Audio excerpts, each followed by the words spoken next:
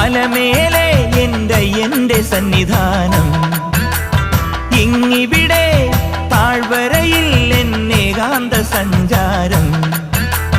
ശരണം ശരണം എൻ്റെ സ്വാമി, എൻ്റെ വിളിയൊന്നു കേൾക്കെൻ്റെ സ്വാമി.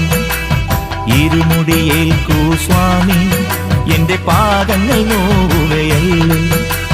കാടിന്നിരുൾ മുടിയാകെ മലങ്കാറ്റേറ്റുലയുകയാ. കാട്ടാനകളുടെ മേട്ടി കരിമ്പുലിയുടെ മൂളൽ കേട്ടു. തുണയിവിടാരും